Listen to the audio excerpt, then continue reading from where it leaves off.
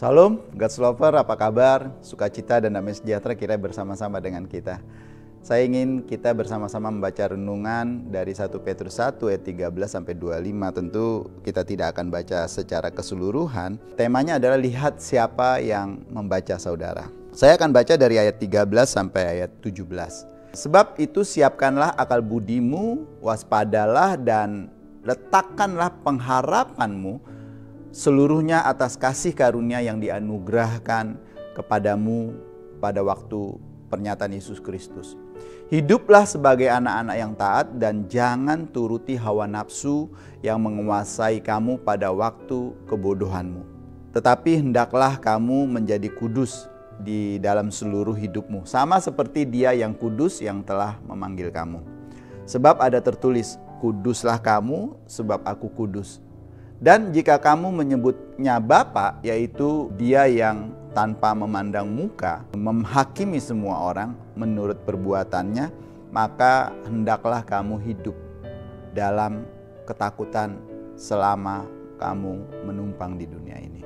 God's Lover yang dikasihi Tuhan, setiap kita yang hidup di dunia ini pasti pernah melakukan kesalahan, karena kita tahu nggak ada manusia yang sempurna. Sebab tidak ada seorang pun manusia yang dapat luput dari kesalahan, luput dari dosa. Baik itu dosa dalam pikiran, dosa dalam perkataan, maupun dosa perbuatan. Ketika kita melakukan sesuatu kesalahan atau tindakan yang tidak berkenan di hadapannya, baik secara sengaja maupun tidak disengaja, berarti kita telah melakukan perbuatan dosa. Dosa yang kita lakukan tanpa kita sadari justru dapat menyakiti diri sendiri atau orang lain. Sayangnya ada banyak orang menyembunyikan dosa dan kesalahannya ketimbang mengakuinya di hadapan Tuhan, bahkan terhadap orang lain. Kebanyakan dari kita orang-orang lebih memikirkan apa yang dipikirkan orang lain tentang dirinya, dan lebih mementingkan menjaga kesan yang baik di hadapan orang lain. Ada cerita suatu hari seorang profesor memarahi anaknya karena anaknya sedang main gadgetnya. Lalu profesor ini bertanya, "Kamu nonton apa?" Anaknya menjawab, "Enggak, ini main game." "Kamu nonton apa?" Sembari marah, "Enggak, ini main game."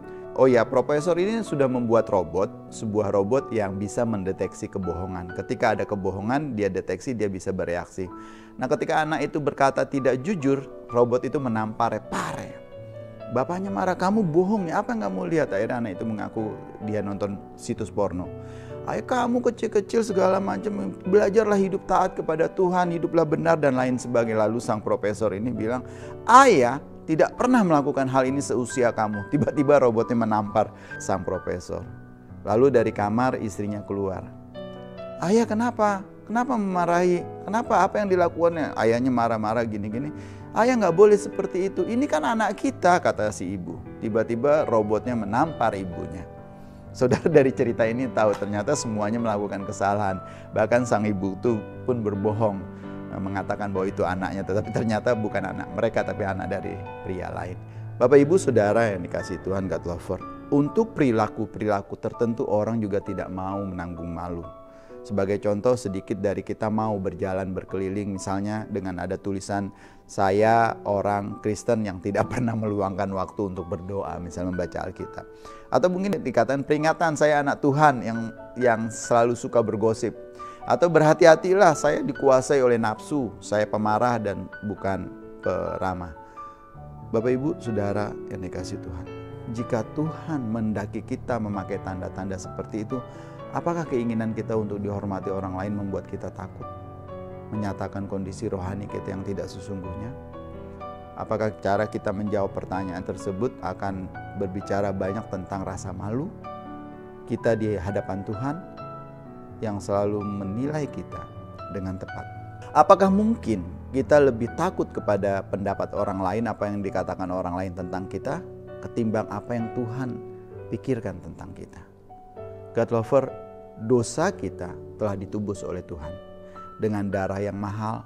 Marilah kita hidup seturut dengan kehendak-Nya, agar kita dapat terus beroleh kasih karunia-Nya. Karena pada saat ini kita merupakan manusia baru yang hidup oleh karena firman Tuhan. Marilah kita hidup dengan takut dan rasa hormat di dalam nama Yesus Kristus. Hiduplah demi perkenanan Tuhan dan bukan demi perkenanan manusia. Jangan pernah menyembunyikan kesalahan-kesalahan saudara atau dosa saudara. Akuilah di hadapan Tuhan. Karena suatu saat itu akan muncul dan akan terbongkar dan cacat kita tidak akan terhapus selama-lamanya. Oleh karena itu, hiduplah benar di hadapan Tuhan, peliharalah kekudusan dengan menuruti segala perkataan-perkataan Tuhan. Hidup yang berkenan di hadapan Tuhan, itulah yang harusnya menjadi obsesi kita. Tuhan memberkati kita semua. Mari kita berdoa. Tuhan Yesus, terima kasih untuk kesempatan ini. Kami diingatkan kembali, biarlah kami belajar hidup terbuka, membiarkan semua orang menilai dan membaca kami, dan tidak pernah menyembunyikan apa yang tidak menyenangkan dan tidak berkenan di hadapan Tuhan. Izinkan kami untuk belajar untuk hidup terus-menerus kudus di hadapan Tuhan, menjadi penurut-penurut Tuhan. Terima kasih ya Tuhan Yesus, kami bersyukur atas firman-Mu. Haleluya. Amin. God lovers, diharapkan bisa membagikan renungan ini kepada siapapun, saudara dan kerabat maupun teman-teman kita, agar sama-sama kita bisa diberkati setiap hari. Terima kasih, Tuhan Yesus memberkati kita semua. Salam.